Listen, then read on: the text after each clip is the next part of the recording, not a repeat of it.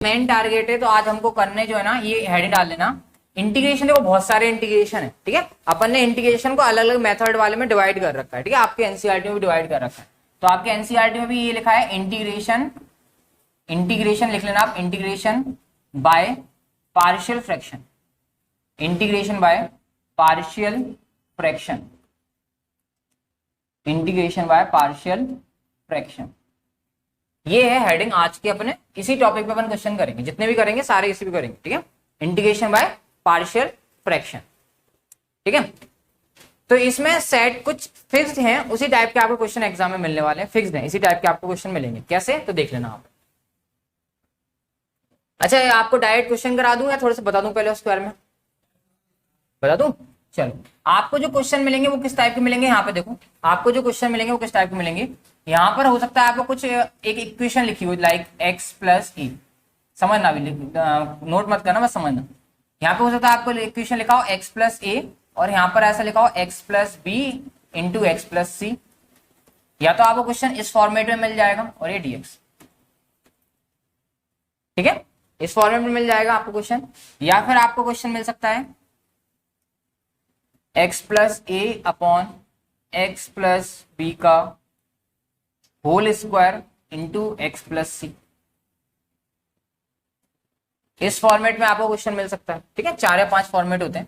Third अगर अपन देखें तो ये आपको मिल सकता है, अगर ऊपर हम एक्स प्लस ए लिख लेते हैं, ऊपर कोई प्रॉब्लम, ऊपर का इसमें झंझट नहीं होता, ठीक है। ऊपर से इसमें कोई टेंशन नहीं, आपको देखना है इसका डिनोमिनेटर को देखना है, ठीक है। न्यूमिनेटर है जो ऊपर वाला है उससे कोई टेंशन नहीं लेना आपको। एक्स प्लस ए अपॉन में हो सकता है नीचे आपका ऐसे कोई इक्वेशन दे दी जाए एक्स स्क्वायर प्लस 2। देखो ये सभी लीनियर इक्वेशन है, एक्स प्लस सी, एक्स की पावर 1 है, तो ये क्या है, लीनियर इक्वेशन है। यहाँ भी लीनियर है, एक्स की पावर कितनी है 1, ये भी एक्स की पावर 1 है, लीनियर इक्वेशन है दोनों। ये हमारा ये भी इसमें है क्या, अंदर तो लीनियर है, उसकी होल पावर 2 है, तो एक्चुअल में इसको हम लीनियर ही मान रहे हैं।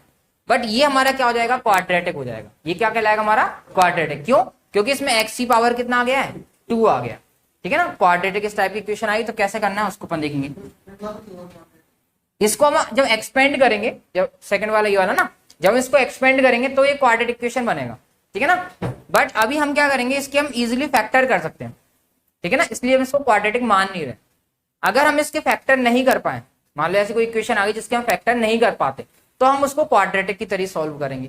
और अगर हम उसके फैक्टर कर पा रहे हैं तो हम उसको क्वाड्रेटिक की तरह सॉल्व नहीं करेंगे, ठीक है। अभी आपको वो भी बताऊंगा कैसे करना है, वो सब बताऊंगा। ये हो जाएगा डीएक्स, और यहाँ पे मान लो 2 मत लिखो, बी लिख लो, अभी अपन जनरल फॉर्म में लेके चल रहा है ना, इससे अपन बी लिख लेते हैं। ये इस टाइप के होंगे, अभी और आगे मैं आपको एक्सप्लेन कर दूं। तो करना क्या है, आपको कुछ नहीं करना है। जब भी ऐसा इक्वेशन आपको दिख जाए तो उसको आपको कन्वर्ट कर देना है A upon x plus B, ऐसे इंडिकेशन लगा लेना, A upon x plus B plus B upon x plus, इसके फॉर्म में कन्वर्ट कर देना ऐसे, ठीक है। उसके अपन वैल्यू वगैरह लिखेंगे, अभी कन्वर्ट करेंगे, वैल्यू लिखेंगे, सब कुछ चेंज करेंगे अपन, ठीक है।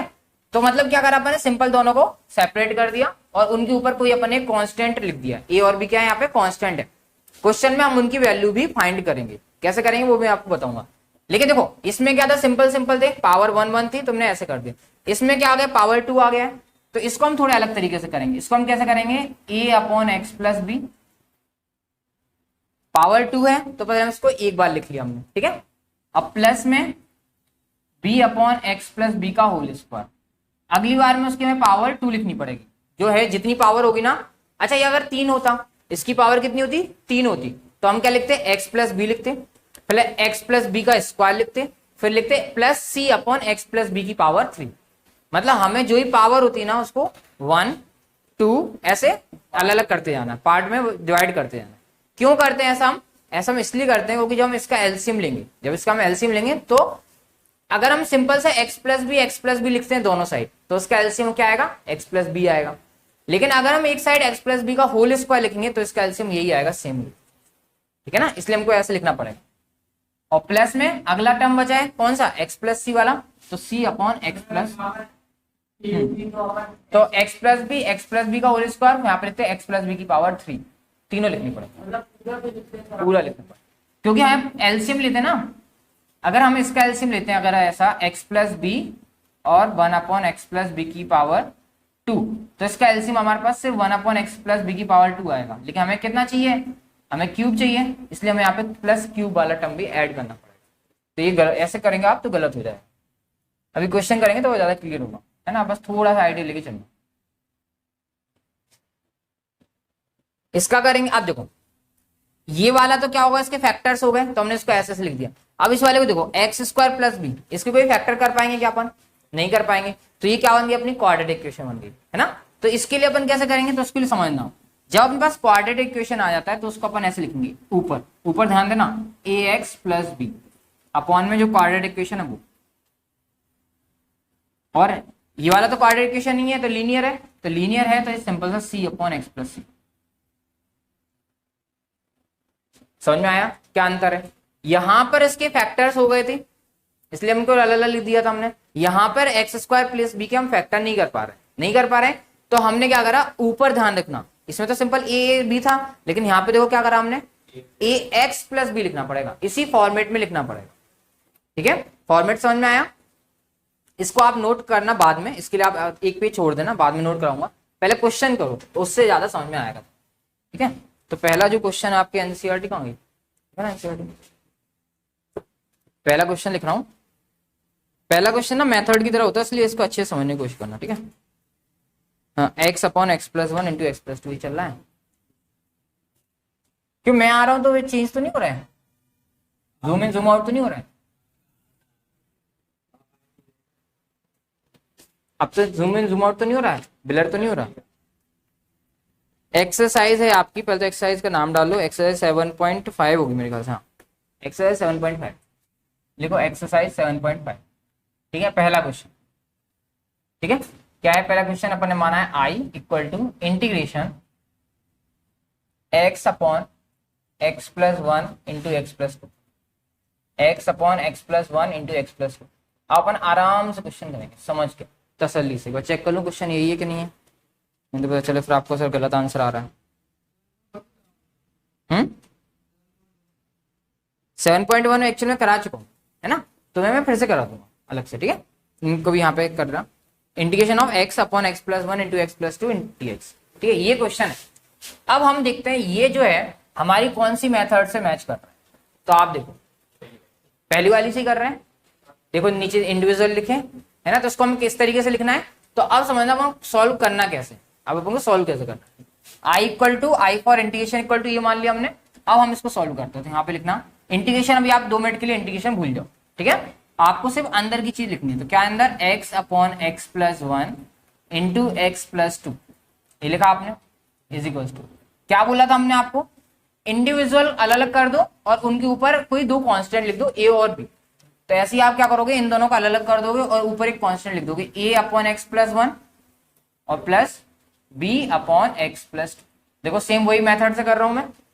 अब क्या करना है, अब इसको तो एज इट इज चलते रहना, कोई छिड़खाई नहीं करनी इस वाले, आपको इस वाले पोजीशन में एज इट इज लिखते रहो, जो है एज इट इज को कॉपी कर लो, ये अपन ने कॉपी कर लिया। यहां पर क्या करना है, यहां पर इसका ले लो एलसीएम, क्या ले लो इसका एलसीएम, एलसीएम लेना आता है आप लोगों को, इसका एलसीएम नॉर्मली नहीं आ रहा है आपको, तो आप सिंपल से क्या करो, नीचे नीचे मल्टीप्लाई करो, नीचे नीचे मल्टीप्लाई करने का मतलब एक्स प्लस 1 का मल्टीप्लाई कर दो आप एक्स प्लस 2 के साथ, मल्टीप्लाई करने का मतलब एक्स प्लस 1 का मल्टीप्लाई कर दो आप एक्स प्लस 2 के साथ, और यहां पर क्या करोगे, क्रॉस मल्टीप्लाई कर दोगे, तो ए का मल्टीप्लाई किसके साथ हो जाएगा, एक्स प्लस 2 के साथ, तो ए का मल्टीप्लाई हमने कर दिया एक्स प्लस 2 के साथ, और बी का मल्टीप्लाई हम कर देंगे एक्स प्लस 1 के साथ, सिंपल, इतना समझ में आया। अब देखो ये वाला जो टर्म है और ये वाला टर्म है, बोथ आर सेम, तो ये दोनों टर्म क्या हो जाएंगे, कैंसिल हो जाएंगे, क्लियर है।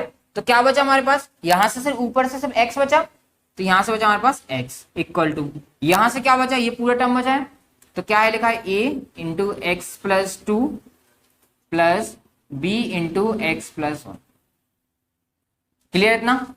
अब यहां पर लिख रहा हूं, इतना क्लियर हुआ आप लोगों को, ठीक है। अब क्या करना है, अपना टारगेट है ए और बी की वैल्यू फाइंड करना, क्या टारगेट है, ए और बी की वैल्यू फाइंड करना।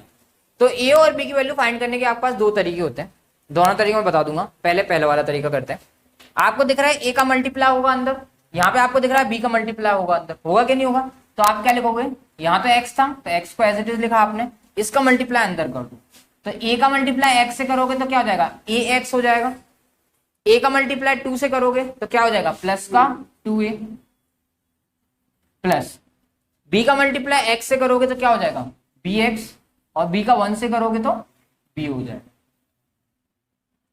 अब आपको ये दिख रहा है सर इसमें भी ax है इसमें bx है, दोनों में x x आ रहे हैं कि नहीं आ रहे हैं, तो इनको मैं पास में लिख के इनमें से कॉमन ले सकता हूँ x से जब मैं कॉमन ले लूंगा तो यहाँ पे क्या बचेगा a, x को मैंने बाहर ले लिया है तो सिर्फ a बचेगा, यहां से मैंने x को बाहर ले लिया तो यहां से क्या बचेगा प्लस का b, और ये जो दो टर्म है उसको हमने एज इट इज लिख दिया 2a प्लस b। अच्छा यहां तक क्लियर है।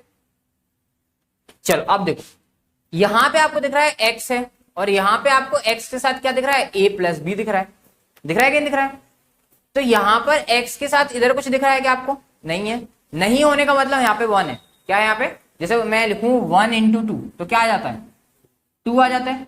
अब मैं अगर मैं आपसे ये पूछूं 2 के साथ क्या है, 2 के साथ क्या है तो 1 ही हुआ ना, तो 2 का मल्टीप्लाई 1 में करूंगा तभी तो मेरे को 2 मिलेगा। ऐसे ही x लिखा है तो x के साथ यहाँ पे क्या है जो आपको नहीं दिख रहा कितना है 1 है, तो जो भी हमारा x के साथ होता है उसको हम बोलते हैं कोफिशिएंट, क्या बोलते हैं उसको हम कोफिशिएंट।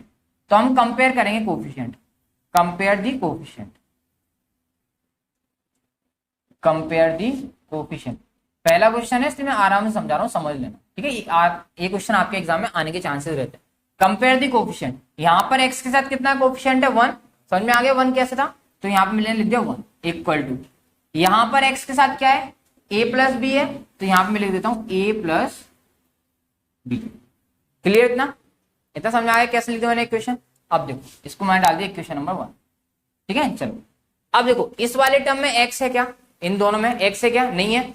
अच्छा यहाँ पे कोई ऐसा टर्म जिसमें x नहीं हो, ऐसा कोई टर्म है यहाँ पे इस साइड जिसमें x हो ही ना, कोई नहीं है ना, तो जो नहीं होता है तो अपन 0 मान लेंगे उसको, क्योंकि 0 का मल्टीप्लाई किसी टर्म के साथ करेंगे तभी तो हमें 0 मिलेगा, मिलेगा कि नहीं मिलेगा।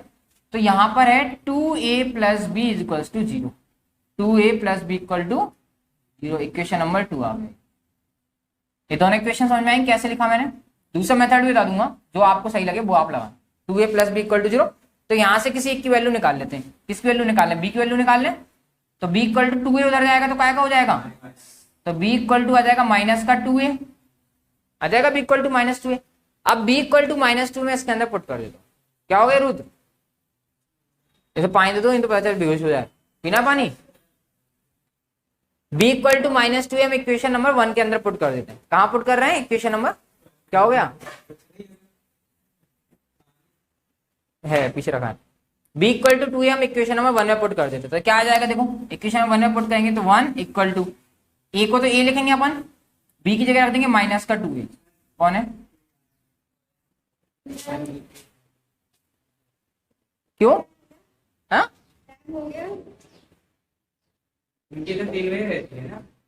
क्या 3 बज गए,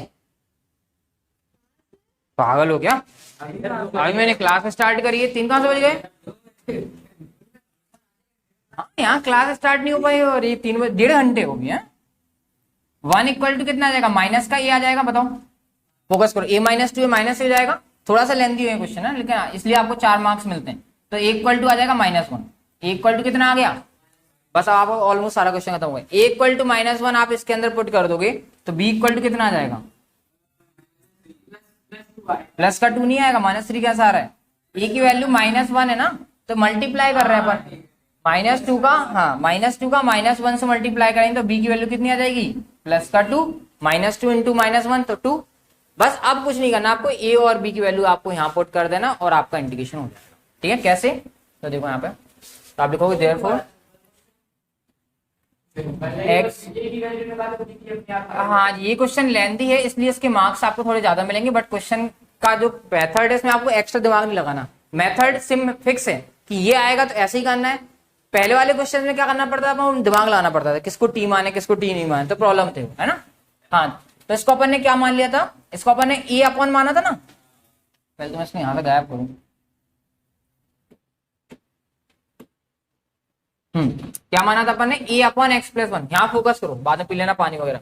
ए की वैल्यू कितनी आई थी -1, तो ये हो जाएगा -1 अपॉन एक्स प्लस 1, क्लियर। और बी की वैल्यू कितनी आई है 2, तो हो जाएगा प्लस का 2 अपॉन एक्स प्लस 2, प्लस का 2 अपॉन एक्स प्लस 2।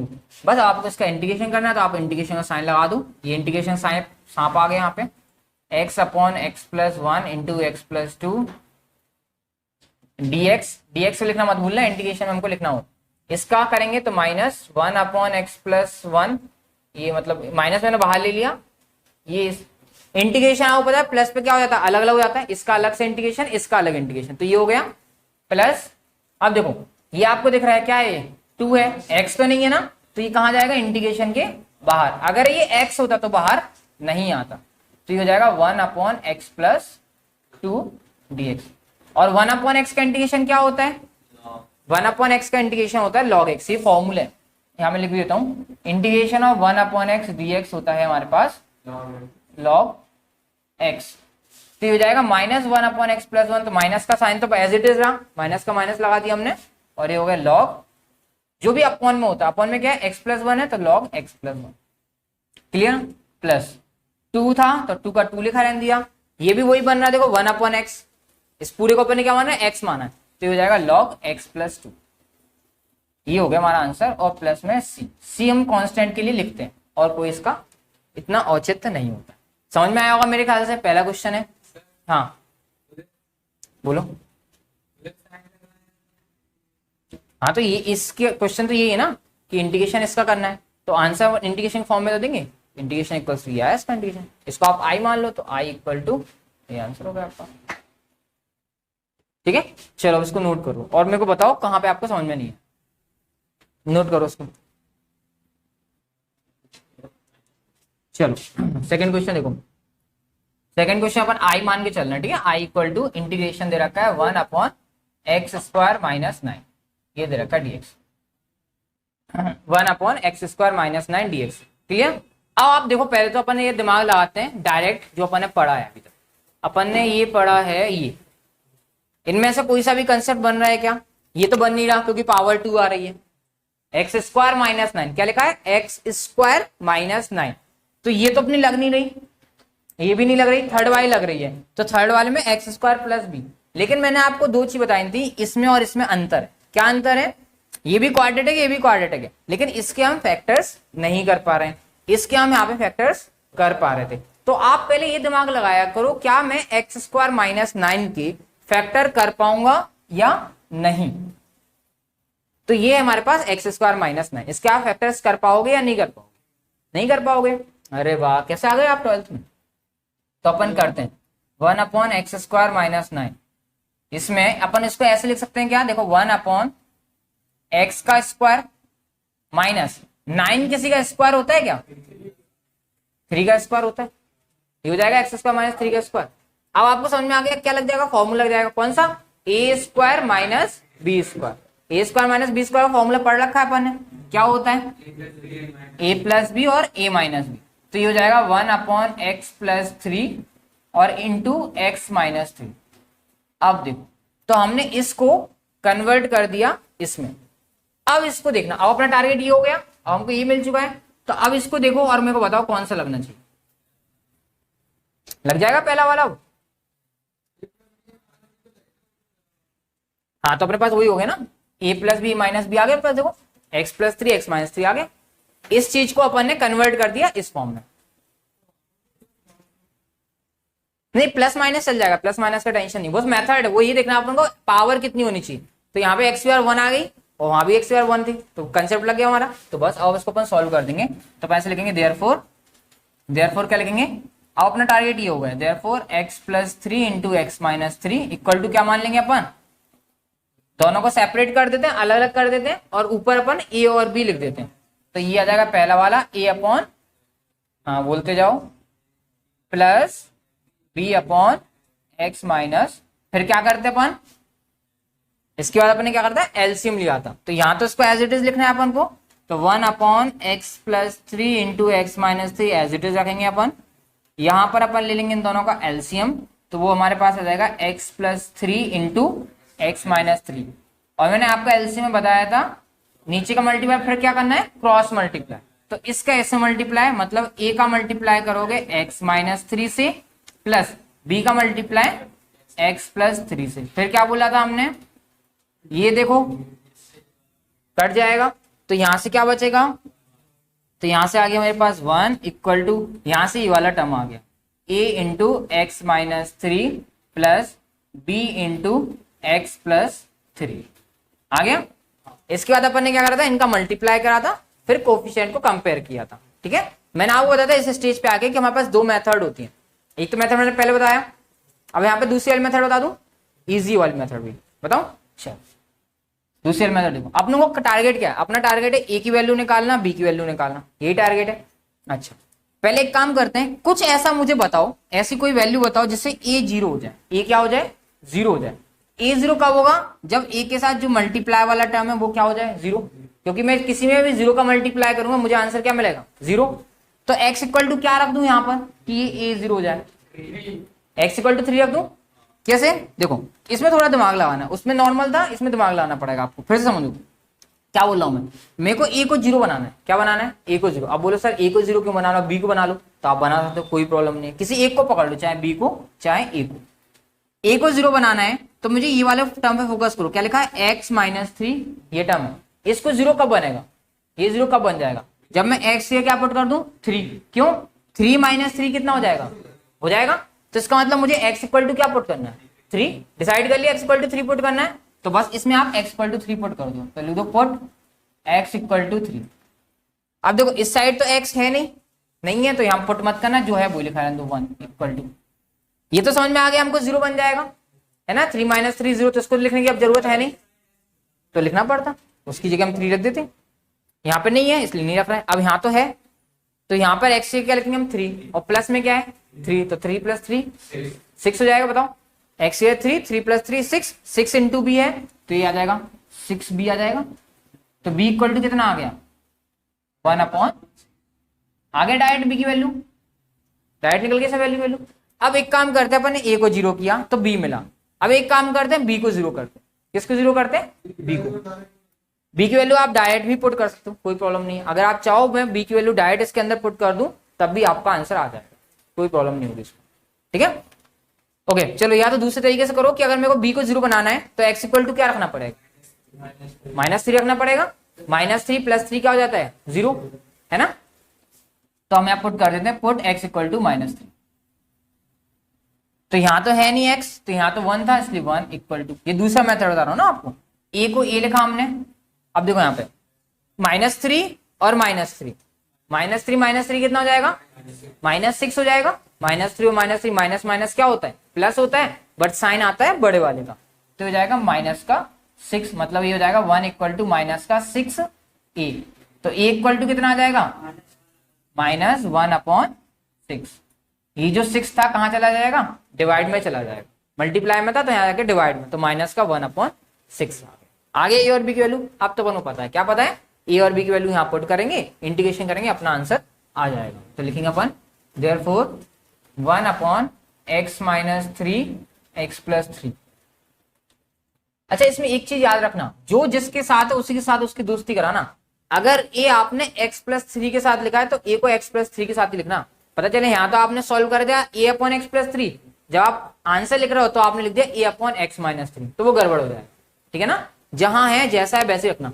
तो a की वैल्यू कितनी आ गई थी अपने पास, -1 अपॉन 6, तो -1 अपॉन 6, और नीचे क्या था, x प्लस 3 था, और फिर प्लस था, ये प्लस था, b कितना आया था 1 अपॉन 6 और अपॉन में x माइनस 3, तो ये आ गया 1 अपॉन 6 और ब्रैकेट में x माइनस 3। बस अब कुछ नहीं, अब इसका इंटीग्रेशन कर देंगे, तो this implies integration of 1 upon x minus 3 into x plus 3 dx।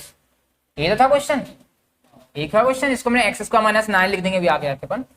यहाँ पे इसका इंटीग्रेशन करेंगे तो -1 अपॉन 6 एक नंबर है, कांस्टेंट है, बाहर आ गया, इंटीग्रेशन 1 अपॉन, a की वैल्यू थी ना -1 अपॉन 6, 1 अपॉन, तो अपॉन वाला टर्म नीचे आ जाता है ना, अपॉन वाला टर्म तो नीचे आ जाएगा, प्लस का 1 upon 6 integration 1 upon x minus 3 dx। 1 upon x का इंटीग्रेशन क्या होता है, अभी बता था आपको, है ना। तो -1 अपॉन 6 एज इट इज, और ये आ गया लॉग x मतलब पूरा, तो x प्लस, और प्लस 1 अपॉन 6 ये भी 1/x बन रहा है, तो ये भी हो जाएगा log x माइनस 3। आप चाहो तो इसको यहीं तक छोड़ सकते हो जाता है आपकी बुक वालों ने थोड़ा सा आगे भी सॉल्व कराओ, बट कोई बात नहीं, आप यहाँ तक भी छोड़ दोगे तब भी आपका आंसर होगा, फुल मार्क्स मिल जाएंगे, कोई प्रॉब्लम नहीं होगी। अगर आप आगे भी सॉल्व कर दे तो तब भी अच्छी बात है, ठीक है। तो समझ में आया। तो इसमें कुछ आई मान लिया ना प्रश्न को अपन ने स्टार्टिंग में, क्या फालतू सब ना लिखना पड़े इसलिए अपन ने इसको आई मान लिया था, है ना। जैसे मान लो एक जिसका अपन बार बार नाम यूज करते हैं उसका अपन नाम रख दिया चुन्नू, तो चुन्नू को रख दिया यहाँ पे अपन ने, उसको आई मान के यहाँ लिख दिया। फालतू में क्यों लिखा इतना सारा सब कुछ। तो कहने का मतलब ये, इस क्वेश्चन में कंफ्यूजन था। क्या कंफ्यूजन था, क्वेश्चन देख के लग रहा था ये क्वाड्रेटिक इक्वेशन टाइप, लेकिन अपन ने क्या कर दिया, इसके फैक्टर्स कर दी। जैसे ही फैक्टर्स करा दिमाग की बत्ती जल गई और क्वेश्चन हमारा इजिली सॉल्व हो गया। हो गया कि नहीं हो गया, तो लिखो इसको जल्दी से, नोट कर लो। हाँ जी, अगला क्वेश्चन देखो, अगला क्वेश्चन ना थर्ड है ना ही फोर्थ है, अगला क्वेश्चन मैं डायरेक्ट जा रहा हूँ फिफ्थ पे। क्यों जा रहा हूँ उसका आपको लॉजिक समझ में आ जाएगा। I equals to integration 2x upon 2x upon x square plus 3x plus 2 ये dx क्या हो गए, क्वाड्रेटिक इक्वेशन बन गई। देखते ही पहली नजर में आपको यही होगा, क्या हो जाता है पहली नजर में, नहीं वो नहीं, पहली नजर में क्या दिख गया आपको, क्वाड्रेटिक इक्वेशन दिख गया, दिख गया क्वाड्रेटिक इक्वेशन। और जो पहली नजर में होता है ना वहीं पे आप फंस जाते हो, फंसते हो नहीं फंसते हो, वही तुम्हारी स्थिति बर्बाद होना स्टार्ट हो जाएगी। और अगर तुमने इसको क्वाड्रेटिक इक्वेशन मान लिया, नॉर्मल वाली क्वाड्रेटिक इक्वेशन, अपने क्वाड्रेटिक के लिए अपन ने देखो, क्वाड्रेटिक के लिए अपन ने दो वैरायटी देख ली है। दो वैरायटी कौन कौन सी, एक तो ये वाली और एक ये वाली। इस वाली वैरायटी में था कि आप फैक्टर्स कर दोगे तो ऐसे लिख देना, इस वाली वैरायटी में क्या हो रहा था, फैक्टर्स नहीं हो रहे थे। तो जब भी आपको क्वाड्रेटिक इक्वेशन मिल जाए तो पहले आप ये देख लिया करो कि इस क्वाड्रेटिक इक्वेशन के क्या हम फैक्टर्स कर पाएंगे या नहीं, इस क्वाड्रेटिक इक्वेशन के हम फैक्टर्स कर पाएंगे या नहीं कर पाएंगे। तो फैक्टर्स कैसे करते हैं पता है आप लोगों को, मिडिल द स्प्लिट टर्म, ये कंसेप्ट पढ़ा होगा आपने। बीच वाले टर्म को क्या करते हैं, नहीं पता अच्छा तुम्हें उसका नाम नहीं पता होगा, चलो हाँ फैक्टराइजेशन, ये तो पता है। ऐसा कुछ हमने पढ़ा था कि इसका इससे मल्टीप्लाई करते हैं, तो मैं दो ऐसे नंबर चाहिए जिनका मल्टीप्लाई 2 आना चाहिए प्लस माइनस 3 आना चाहिए, ये तो पढ़ा हुआ। नाम से परिचित नहीं होता, फेस याद रहता ना, तो वही है। तो आपको ऐसे देखो पहले इसको, यहाँ मान लो ये आपका रफ पेज है, रफ पेज में बढ़िया इसको पकड़ लेते हैं अपन, x square plus 3x plus 2, इसको करने की कोशिश करते हैं। तो हमें दो नंबर ऐसे बताओ जिनका मल्टीप्लाई 2 आना चाहिए और प्लस करने पे 3 आना चाहिए, 2 और 1 या 1 और 2। 2 का मल्टीप्लाई 1 से करेंगे तो 2 आएगा, और 2 को 1 से ऐड करेंगे तो कितना आएगा, 3 आएगा, ठीक है। और अच्छा मान लो आपको ये समझ में नहीं आता है कैसे, तो ये जो नंबर होता है ना इसके ऐसे एलसीएम ले लिया, एलसीएम लेना तो आता है ना आप लोगों को। तो ये 2 किससे डिवाइड होगा, 2 से ही, तो 2 और 1, तो दो टर्म आ गया आपके पास, 2 और 1, ठीक है। इन दोनों का मल्टीप्लाई आप करके देख लो, 2 1 2 2 होता है, और 2 में 1 का ऐड कर दो 3 आ जाएगा। तो आप क्या करोगे, एक्स स्क्वायर लिखोगे, इस वाले को एज इट इज लिखा, प्लस 3 की जगह में क्या मिल गया, 2 प्लस 1, इसका मतलब 2x प्लस x प्लस 2। अब 3 के कितने हो गए, 4 हो गए। 4 से फायदा है, क्या फायदा है, दो दो के आप बड़े उनके ग्रुप बना लिए ग्रुप। इन दोनों, इसको देखो पहले इस वाले ग्रुप कुछ कॉमन दिख रहा है, x दिख रहा है कॉमन, तो x आपने कॉमन ले लिया। एक्स स्क्वायर का मतलब क्या होता है, 2r(x) ऐसा होता है। एक्स स्क्वायर का मतलब ये होता है, ठीक है। एक x को आपने ले लिया तो दूसरा x बचेगा, तो x बचेगा। यहां से ये x बाहर हो गए तो यहाँ से प्लस का 2 बचेगा। इसमें से तो कुछ नहीं दिख रहा, जब कुछ नहीं दिख रहा तो अपन क्या ले लेंगे, 1, क्या ले लेंगे अपन, 1। तो ये 1 ले लिया, जब 1 कॉमन ले लेंगे तो यहाँ बचेगा हमारे, 1 ले लेते तो कुछ नहीं बचता, सेम टू सेम आ जाता है, x प्लस। अब पूरे में कुछ कॉमन दिख रहा है, क्या दिख रहा है, पूरे में कॉमन x प्लस 2, इस साइड भी x प्लस 2 दिख रहा है आपको, इधर भी आपको x प्लस 2 दिख रहा है। तो x प्लस, नजरों का खेल है, सही से देखो तो मिल जाएगा आपको। तो x प्लस 2 आपको कौन मिल गया, यहाँ से क्या मिला x, और यहाँ से क्या मिला आपको, प्लस का 1, तो x प्लस 1। इसलिए बोलते हैं पहली नजर में मत पढ़ो, देखो कितना करामाती इंसान है वो। तो क्या हो जाएगा, ये 2x हो गया। अब देखो अपन पढ़ रहे हैं 12th क्लास में, अपन कौन सी क्लास में, 12th क्लास में, और ये अपन पढ़ के आए 9th क्लास में। तो ये टीचर को अपन दिखाएंगे तो है नहीं, दिखा दो वो आपकी मर्जी है, सॉल्व करे कॉपी में दिखाना दिखा देना, कोई प्रॉब्लम नहीं है, एक्स्ट्रा मार्क्स मिलेंगे नहीं आपको, लेकिन मार्क्स कटेंगे भी नहीं, ठीक है। और अगर नहीं दिखाते हो आप अपनी रफ पेज में कर लेते हो तो भी कोई प्रॉब्लम नहीं, आप इसका जो आंसर आया डायरेक्ट वो आप आंसर है। तो मैं इसको ऐसे लिख दूंगा, x plus 2 into x plus 1, बताओ। मन में तो कर लेते नहीं, यहाँ तो फंस गए थे। अब तो मेरे ख्याल से वो इजी हो गया, अब तो आपकी पुरानी मेथड ही आ जाएंगी, ये वाले देखो सेम इस तरीके से क्वेश्चन है, ये वाले तरीके से कर पाओगे कि नहीं कर पाओगे? सिंपल है। तो मेरे ख्याल से इसको तो आप होमवर्क में लिख लो। इसमें इस टू का टेंशन मत लेना, इस टू का टेंशन मत लेना, ये तो ऊपर है, ऊपर से मैं कुछ करना ही नहीं है ऊपर से। हाँ उसको तो आप, चलो मैं एक स्टेप लगा देता हूँ, तो ऐसा करो लेट करके लेते ना, एक स्टेप लगा देता हूँ यहाँ पे। ऐसा अगर आपको 2x से कंफ्यूजन हो रहा है तो 2x अपॉन एक्स प्लस, बिल्कुल एक पे छोड़ दो, और तो ये हो जाएगा a अपॉन, ऊपर से देखने नहीं है, कब देखना है वो भी मैं बता दूंगा आपको भी, अभी देखना भी पड़ेगा, ऐसा नहीं जिसको आप एकदम इग्नोर ही कर दोगे, है ना। जहां जिसको इग्नोर किया ना वहीं आपको वो दुश्मन बन जाए। बस उसको कंपेयर कर लेना, एलसीएम एलसीएम लेना पता है आपको, एलसीएम ले लोगे फिर क्रॉस मल्टीप्लाई करोगे, नीचे वाले से नीचे वाला टर्म कैंसिल कर दोगे, फिर या तो मल्टीप्लाई वाला टर्म यूज कर लेना या उसको जीरो बनाने वाला टर्म यूज कर लेना, जो आपको सही लगे। आप अपनी श्रद्धा अनुसार जो भी करना चाहो वो आप इसमें कर सकते हो। हाँ क्या ए लेट मतलब माना, इसको अपन ऐसे मान लिया है ना, उसमें मैंने लिखवाया नहीं है, लिखना है लिख देना, नहीं लिखना है लिख देना, कोई प्रॉब्लम नहीं होगा उसमें। हो गया आगे इतना समझ में? चलो ये क्वेश्चन आपका होमवर्क का हो गया।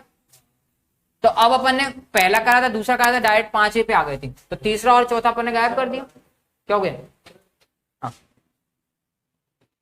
तो तीसरा और चौथा अपना हो गया गायब, तो उनको उठा लेते हैं अपन, तीसरे को उठाऊंगा, चौथा आपके लिए होमवर्क हो जाएगा, ठीक है। थोड़ी थोड़ी तो करा रहा हूँ और ज्यादा करा रहा हूँ, नहीं लगेगा बेटा वो। थर्ड क्वेश्चन देखो, थर्ड क्या है, आई मान लेते हैं, बस क्या मान लेते हैं, आई 3x माइनस 1 अपॉन, ये दिख रहा है 3x minus 1 upon x minus 1 x minus 2 x minus 3। Wow what a question. x minus 1, हाँ क्या हो गया पूछो, लो पीछे वाला क्वेश्चन उठा लेते हैं, ये वाला क्वेश्चन। हाँ बताओ। तो इसमें ऐसा आया, तो इसमें x की वैल्यू को पुट करेंगे तो यहाँ ही पुट करना पड़ेगा, LHS में ही पुट करना पड़ता है, बताया था स्टार्टिंग में आपको ना। चलो ये क्वेश्चन है, तो इसको क्वेश्चन देखकर कुछ लग रहा है क्या? तीन ही तो आए हैं, a प्लस बी प्लस सी कर देना, इसको कोई प्रॉब्लम तो ना है। इसको आप ऐसे कर देना लेट करके, एलसीएम इसलिए तो मैं करा रहा हूँ, तो इसको आप ऐसे कर देना लेट करके, लिखो यहाँ पे, यहाँ देखो सामने देखो, सामने ए फोकस, लेट करके लिख दो x माइनस 1, ये हो जाएगा x माइनस 2, ये हो जाएगा x minus 3 is equals to क्या हो जाएगा, तीन टर्म है ना, तो ए बी सी मान लो, a अपॉन मतलब एक एक को ले लो, एक को पकड़ो, बिल्कुल बिल्कुल। ये 4 होते तो ए बी सी डी ले लेते, 5 होते तो A B C D E ले लेंगे, अभी 3 है तो ए बी और सी ले लिया, क्लियर। अब इसका लेना है आपको एलसीएम, आप लोगों को एलसीएम में प्रॉब्लम आ रही थी, कोई बात नहीं, हाँ आ जाओ कोई बात नहीं। 3x minus 1 upon x minus 1, ये आ जाएगा x माइनस 2, ये आ गया x माइनस 3। देखो इसमें कुछ नहीं है, इसमें अंतर क्या है, इसमें 3 टर्म है ना, तो अपन ने प्लस करके सी और लिख लिया। अभी अपन ने 2 वाले क्वेश्चन किए थे, अब यहाँ पे एक और आ गया तो प्लस सी करके को लिख लिया, 4 आ जाएंगे तो प्लस डी करके और लिख लेंगे, 26 आ जाएंगे तो प्लस जेड करके अपॉन में लिख लेंगे, और क्या होगा, और तब भी आएगा तो फिर अपन ग्रीक लेटर से पहुंच जाएंगे, छोटे वाले लिख लेंगे, लेकिन इतनी जरूरत नहीं पड़ेगी। इनका अपन को क्या लेना है, एलसीएम लेना। तो एलसीएम कैसे लेते हैं, नीचे तो आपको तीनों का क्या करना पड़ेगा, मल्टीप्लाई, तो x minus 1 into X minus 2 into X minus 3। ऊपर कैसे करते हैं वो देखो, इसमें x माइनस 1 है, इसको अपन ने x माइनस 1 दे दिया, तो फिर x माइनस 1 और तो नहीं देंगे ना इसको, नहीं तो नाइंसाफी हो जाएगी। तो इन तीनों में से x माइनस 1 वाले को हटा दो, और जो 2 बचे हैं उसका इससे मल्टीप्लाई करो, बस वो दोनों आ जाएंगे, क्योंकि वो तो उसके साथ है ना, x माइनस 1 तो उसके साथ था तो नहीं आएगा, ये दोनों वो कैंसिल हो जाएंगे, तो ये आ जाएगा सिर्फ x माइनस 2 और x माइनस 3। ऐसे देखो b के साथ x माइनस 2 तो है ना, तो x माइनस 2 को बोलो साइड हो जाए, इन दोनों को, very good, x minus 1 into X minus, अरे वाह क्या बात, तो x माइनस 3 हटा दिए, x माइनस 1 और x माइनस 2 आ गया। अब तो बल्ले बल्ले, ये वाले टर्म से ये वाला टर्म तो काटने में अपन को बहुत ही आनंद आ जाता है, क्योंकि काटने से तो लगता है अरे क्वेश्चन ही सॉल्व हो गया। तो यहाँ पे क्या बचेगा, 3x माइनस 1 बचेगा, और यहाँ पे इतना बड़ा टर्म बचेगा, तो उसको कोई उस छिड़खानी मत करना, और जब भी इतना बड़ा टर्म हो ना तो उसको केयरफुली लिखा करो, है ना, जहां जल्दबाजी करोगे वहां दुर्घटना घट जाएगी, इसलिए आराम से लिखो। टर्म ध्यान रखना माइनस का है या प्लस का है, क्योंकि माइनस प्लस से बहुत अंतर आ जाता है। प्लस का b x minus 1 x minus 3 और प्लस c भेज दिया बेटा ग्रुप पे, चेक करो फिजिक्स का पोटेंशियल का सारा कुछ आएगा। संडे टू संडे टेस्ट लेते हैं, पूरा चैप्टर नहीं है। पोटेंशियल से, पोटेंशियल का है कैपेसिटर और डाइलेक्ट्रिक्स वगैरह जो है वो नहीं पढ़ना, वो सिर्फ पोटेंशियल पढ़ना है आधा, मतलब उस चैप्टर को 2 पार्ट में डिवाइड कर दिया, पोटेंशियल वगैरह पढ़ना। तो यहाँ से फोकस यहाँ करो, फिजिक्स की बात करेंगे। ये क्लियर, इतना समझ में आ गया आप लोगों को? ठीक है, देखो अब यहाँ पे अगर अपन मल्टीप्लाई वाला करते हैं, मल्टीप्लाई वाला कंसेप्ट लगा दें तो आपको ऐसे लगेगा बहुत लेंदी हो जाएगा। मतलब पहले इन दोनों का मल्टीप्लाई करना पड़ेगा, फिर ई में, फिर इन दोनों का, फिर ई, फिर इन दोनों का, फिर ई, थोड़ा सा लेंदी हो जाएगा कि नहीं हो जाएगा? तो इसलिए अपन दूसरी वाली मेथड उठाते हैं। दूसरी वाली मेथड क्या आती है, जिसमें कुछ पुट करो तो वो 0 हो जाए, तो वो अच्छा है। क्यों? क्योंकि अगर आप इसमें देखो, यहाँ क्या पुट कर दूं मैं, 2 पुट कर दूं तो 2 माइनस 2 क्या हो जाएगा, 0, और जहां 0 बना ये पूरा टर्म 0 हो जाएगा, हो जाएगा। अच्छा 0 2 पुट करने से अगला ये टर्म 0 नहीं होगा, ऐसे ये देखो ये वाला टर्म भी क्या हो जाएगा, 0 हो जाएगा, क्योंकि 2 माइनस 2 क्या होता है, हाँ यहाँ पे आपने 0 बन गया ना, तो 0 का मल्टीप्लाई किसी से भी करो आंसर कितना आता है, 0। तो 0 हाँ क्या हो जाएगा बताओ फिर, देखो ये हो जाएगा c, ये हो जाएगा 2 माइनस 1 और ये हो जाएगा 2 माइनस 2, ऐसे होगा ना। अब क्या इसका अगर मैं सॉल्व करूंगा तो ये c 2 माइनस 1 हो जाता है, इंटू में 1, और 2 माइनस 2 कितना हो जाएगा, 0। अब बताओ 0 इंटू 1 0, 0 इंटू सी 0, है ना, क्योंकि 0 आ गया ना तो सबको लेके डूबेगा वो। तो ये वाला टर्म आपको दिख रहा है 2 माइनस 2 से 0 हो जाएगा, ऐसे ही वाला टर्म दिख रहा है 2 माइनस 2 से क्या हो जाएगा, 0 हो जाएगा। तो अपन ऐसे ही पुट करेंगे, समझते आना भी, लिखना मत भूलिए। तो अपन पुट करते हैं पहले x इक्वल टू 2। अच्छा जी, x इक्वल टू 2 इधर ही पुट नहीं करना है, अगर यहाँ पर x आ रहा है तो यहाँ पे भी आपको x से 2 पुट करना पड़ेगा, ठीक है ना। तो यहाँ पे पुट करेंगे तो कितना आ जाएगा, हाँ ये हो जाएगा 3 into 2 minus 1 is equal to, पहला वाला तो 0 हो गया था और c वाला भी 0 हो गया था, तो सिर्फ कौन सा वाला बच रहा था आपका, b वाला। तो क्या है x माइनस 1 और x माइनस 3, तो b था x माइनस 1, x की जगह 2 माइनस 1, x माइनस 3 तो 2 माइनस 3, 3 2 6, 6 माइनस 1 हम 5। देखते तुम लोग नाटक, एक नाटक आता था हम 5, डीडी नेशनल पे आता था, अच्छा नाटक आता था। 2 माइनस 1 कितना होता है, 1 होता है, और 2 माइनस 3 कितना होता है, माइनस 1।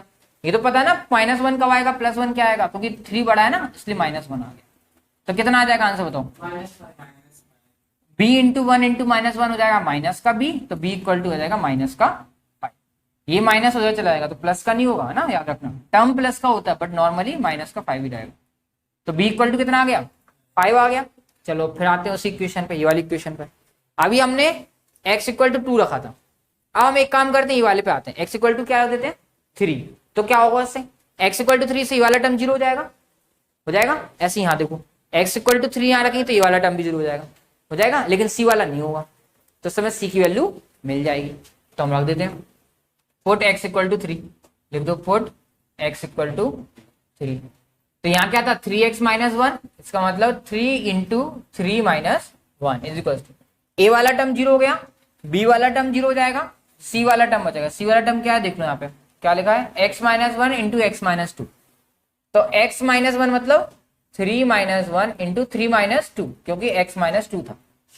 तो कितना आएगा 3 3 9, 9 माइनस 1 8, तो 8 इक्वल टू कितना आ जाएगा, ये 3 माइनस 1 2 हो जाएगा, और ये कितना आ जाएगा 2 इंटू 1, तो ये आ जाएगा 8 इक्वल टू 2c, तो c इक्वल टू कितना आ जाएगा 4, क्योंकि ये 2 से ये 8 कैंसिल हो जाएगा तो c इक्वल टू 4 आ जाएगा, ठीक है। 2 डिवाइड में आएगा, डिवाइड में गया तो 2 4 जा 8, तो c इक्वल टू 4 आ गया, b की वैल्यू निकल आई, c की वैल्यू निकल आई। अब कौन बचा हमारे पास, अब बचा हमारे पास a, ठीक है। अब अपन क्या कर सकते हैं, अब तो सर हम कुछ पुट नहीं कर सकते, देखो अगर मैं x इक्वल टू 1 पुट कर दूं तो ये वाला टर्म 0 हो जाएगा, x इक्वल टू 1 यहाँ पुट कर दूं तो ये वाला टर्म 0 हो जाएगा, लेकिन आपका a वाला टर्म 0 नहीं होगा और हमें a की वैल्यू मिल जाएगी। तो हमें एक x इक्वल टू क्या पुट कर रहे हो 1 पुट कर रहे हो, तो यहाँ देखना क्वेश्चन बड़ा है लेकिन खोटा नहीं है, समझ रहे हो, खोटे का मतलब प्रॉब्लम नहीं है, टफ नहीं है, ज्यादा आपको दिमाग नहीं लगाना, नॉर्मल सा होता है, आपको पेन चलाते जाना है, ऐसी कोई स्टेप नहीं जो आपको समझना हो कि याद ही करनी पड़ेगी, है ना, जनरल तरीके से सॉल्व कर रहे हो। तो x इक्वल टू 1 पुट कर दो आप इसमें, और मैं समझा रहा हूँ इसलिए थोड़ा सा आपको टाइम लग रहा है, अदरवाइज खुद करोगे ना तो बहुत जल्दी करोगे। ए में क्या आया था, ए वाले में क्या क्या टर्म थे, x-2 और x-3। तो x क्या रखना है 1-2 और ब्रैकेट में 1-3, यही था ना, x-1 x-2 है ना, x-2 x-3, हाँ x-2 x-3, x की जगह हमने 1 रख दिया। तो 3 1 जा 3 -1 2 इज टू, ये कितना हो जाएगा a इंटू -1, ये कितना हो जाएगा माइनस का 2, तो ये जाएगा 2 इज टू माइनस माइनस कितना हो जाएगा प्लस, तो ये जाएगा 2a। तो a इक्वल टू कितना आ जाएगा, बस a b c वैल्यू निकालिए और उसके अंदर पुट करेंगे, इंटीग्रेशन करेंगे, अपना आंसर आ जाएगा। तो कहाँ पुट करेंगे अपन, इसके अंदर पुट कर देंगे और इंटीग्रेशन साइन लगा देंगे, ठीक है। तो ये कहाँ से आ गया, ये सब कुछ नहीं है, अब वो है ना तुम्हारे लिए है, मतलब ये क्लास 12 सही है, ये भी सही है, ये भी सही है, लेकिन ये गलत है, ठीक है। तो देयरफॉर क्या आ जाएगा, आई इक्वल टू, अपन डायरेक्ट इंटीग्रेशन साइन लगा देते हैं। कहाँ पर, अब देखो मैंने आई के स्टेप आपकी गायब कर दी, पिछली बार मैंने आपको हर एक स्टेप बताया था कि ये लिखना फिर उसका ये लिखना। अब क्वेश्चन लेंथी हो रहा है ना, तो मैंने डायरेक्ट कर दिया है, ये वाली स्टेप आ जाएंगे डायरेक्ट, ये वाली स्टेप, ठीक है। यहाँ पे इंटीग्रेशन ऐसे से लगा देंगे। तो a upon x-1, b upon x-2 और c अपॉन x-3। तो a कितना आया था देख लो 1, तो 1 अपॉन क्या था x-1 dx प्लस b कितना आया था -5, तो -5 अपॉन x-2 dx, ध्यान रखना गड़बड़ मत लीजिए ना नीचे, प्लस में c आया था, c कितना आया था 4, तो 4 अपॉन x-3 और ये dx 1 अपॉन x दिख रहा है आपको यहाँ पे भी, तो i इक्वल टू क्या आ जाएगा, ये 1 अपॉन x मतलब log x-1, ये माइनस का 5 बाहर आ जाएगा, कांस्टेंट है तो माइनस का 5 और 1 अपॉन हो जाएगा तो log x-2, ये 4 बाहर आ जाएगा तो 4 और ये हो जाएगा log x-3, और हमें क्या लिखना पड़ता है प्लस में c। यहाँ पे आप c नहीं लिखोगे चल जाएगा ना, मार्क्स नहीं कटेंगे, बट आपको आगे समझ में आएगा c का इंपॉर्टेंस क्या हो। तो आप आदत तो ये डालो कि c में को लिखना है। तो ये हो गया क्वेश्चन। आगे जाके हम उसकी वैल्यू निकालने की कोशिश करते हैं। डिफरेंशियल आपको पढ़ेंगे आप, डिफरेंशियल इक्वेशन चैप्टर ऐसी की बात है ना, वहां पे हमें इसी कांस्टेंट की वैल्यू निकालनी पड़ती है। क्वेश्चन में ये होता है कि आप किस कांस्टेंट की वैल्यू निकालो, इसलिए जरूरत पड़ती है। एक क्वेश्चन हो जाएगा हमसे, क्या घाटा है, घाटा अच्छा घाटा इन द सेंस ऐसा घाटा हो जाता है उसमें कि आपको थोड़ा सा, आप एमपी बोर्ड के हिसाब से मत पढ़ो, क्योंकि अगर आप एमपी बोर्ड के हिसाब से पढ़ोगे तो आप थोड़े आलसी हो जाओगे, क्या अरे सर ये टफ क्वेश्चन है, ये नहीं आएगा हमारे बोर्ड में, तो बस यहाँ रह जाओगे, है ना। अगर आप टारगेट भले ही एमपी बोर्ड से पढ़ लो, बोर्ड से कोई मैटर नहीं, स्कूल तुमको जा रहा है, आप कोई भी नहीं आता, चलो जा रहे हो अच्छी बात है, लेकिन स्कूल से कोई मैटर नहीं कर रहा तुम्हारा ना, कोई स्कूल में पढ़ाई नहीं होती, पढ़ाई तो भाई कोचिंग में ही होती है। तो आप कोई बोर्ड ले लो, कोई सा भी स्कूल ले लो आप लोग, ठीक है, और फिर आप तैयारी करो अपनी जेई या जो भी आपको टारगेट करना है, सीयूईटी निकालना है, जो भी निकालना है उस पर फोकस करो, ठीक है। चलो सीयूईटी से अपन को यूनिवर्सिटी मिलती है ना, बता दूंगा उसको। फोर्थ वाला क्वेश्चन करो, ये होमवर्क है, फोर्थ वाला क्वेश्चन होमवर्क में आपके। बहुत अंतर है, मैं सेंट्रल यूनिवर्सिटी से पढ़ा हूँ, दिल्ली यूनिवर्सिटी से पढ़ा हूँ, ठीक है। तो उससे अंतर क्या होता है ना कि आपको वहां का माहौल, वहां के टीचर्स। अच्छा यूनिवर्सिटी और कॉलेज में अंतर क्या होता है, यूनिवर्सिटी और कॉलेज में वही अंतर है जो कि अंतर होता है एक बोर्ड में और एक स्कूल में। क्या होता है अंतर एक बोर्ड और एक स्कूल में, बोर्ड के अंदर बहुत सारे स्कूल होते हैं नहीं होते, और स्कूल एक पर्टिकुलर होता है। तो ऐसे यूनिवर्सिटी के अंदर बहुत सारे कॉलेजेस होते हैं, जैसे अपनी जीवाजी यूनिवर्सिटी है, इसके अंदर ना कितने बड़े बड़े बहुत सारे कॉलेजेस हैं, बहुत सारे कॉलेजेस है ना, लेकिन यूनिवर्सिटी अलग हुआ, हेड यूनिवर्सिटी हेड। तो ये आपके लिए, तो आपको लग रहा है मैं क्वेश्चन कराऊंगा, सेम क्वेश्चन है, उसमें क्या अंतर था, उसमें ऊपर का अंतर था, उसमें ऊपर 3x - 1 था, इसमें ऊपर क्या है x है, तो कोई अंतर है नहीं। तो ये क्वेश्चन आपके होमवर्क के लिए, इसमें से आपको x ही करना पड़ेगा, ठीक है ना। हाँ बिल्कुल ऐसे ही करना पड़ेगा, ठीक है। और चलो इतनी कर देता हूँ, उसके आगे वाले क्वेश्चन में बाद में करा दूँ, ठीक है। थोड़े से पैटर्न वाले क्वेश्चन है, ट्राई करना। वैसे अब जो क्वेश्चन अपन करेंगे ना है यही क्वेश्चन, सब में यही करना है, सिस्टम यही, आप ट्राई कर लेना। इस टाइप के क्वेश्चन तो मैं आपको होमवर्क में सेंड कर दूंगा। अगले टर्न पे अपन जो क्वेश्चन करेंगे ना वो ये वाले आ जाएंगे, इस टाइप के और इस टाइप के। अब इसको लिख लो आप, अब आपको ये चीज समझ में आ रही होगी, पहले तो आपको ये चीज समझ में नहीं आ रही होगी क्या चीज है ना। इसमें आप एक करेक्शन करो, ये तो मैंने आपको बता दिया था, इसमें आप करेक्शन क्या करना है यहाँ से ये चीज हटा दो, सिर्फ ये ऐसे लिखना है इसको, यहाँ से भी ये हटाओ, सब किसी में नहीं लिखना है आपको, वो अपन बाद में अप्लाई कर देते, ठीक है ना। बस इसको लिख लो आप, इसको नोट कर लो, और आज के बाद इतने रखेंगे इस वीडियो में। इंटीग्रेशन, इसको पार्शियल फ्रैक्शन कहते हैं, ठीक है। तो क्या बोलते हैं अपन, पार्शियल फ्रैक्शन। यही अगर आप लोगों ने ये कभी नहीं पढ़ा ना पार्शियल फ्रैक्शन, 11th में भी नहीं पढ़ा, 12th में नहीं पढ़ा, यही अगर आप लोग होते 2000 मैंने कब पास किया था, 2014 में, हाँ 2014 में अगर आप होते और एमपी बोर्ड में होते, कौन से बोर्ड में होते, एमपी बोर्ड में, तो 2000 सॉरी तो क्लास 11th में आपको ये पढ़ने को मिलते, क्योंकि क्लास पहले क्या होता था, एमपी बोर्ड का अलग सिलेबस चलता था, अब एनसीईआरटी सिलेबस आ गया। एमपी बोर्ड का जो पहले का सिलेबस था ना अलग ही था, मजेदार सिलेबस था, अब इजी हो गया, पहले टफ था। अब क्या कर रहे हैं बच्चे, एनसीईआरटी पढ़ के निकाल देते हैं, पहले पढ़ते थे हम लोग शिवलाल की वो मोटी मोटी बुक, अभी भी आती है, मोटी वाली बुक नहीं आती है, एमपी बोर्ड वाले बच्चों को पता होगा, इतनी मोटी बुक आती है, उन मोटी बुक को लगाना पड़ता था, मजा आता था करने में। कुछ नए नए चैप्टर्स भी थे, जैसे हमारा पार्शियल फ्रैक्शन चैप्टर था, ये किसी में भी नहीं था, ना सीबीएसई वाले पढ़ते थे ना कोई पढ़ते थे, लेकिन हम लोग पढ़ते थे इसमें। लिख लिया, तो आज अपन इसकी वीडियो में यहीं तक करते, ठीक है। समझ में आ गया होगा मेरे ख्याल से जितना पढ़ा अपन, इसे क्वेश्चन में सेंड कर दूंगा, ठीक है, ग्रुप में। आज की वीडियो में इतनी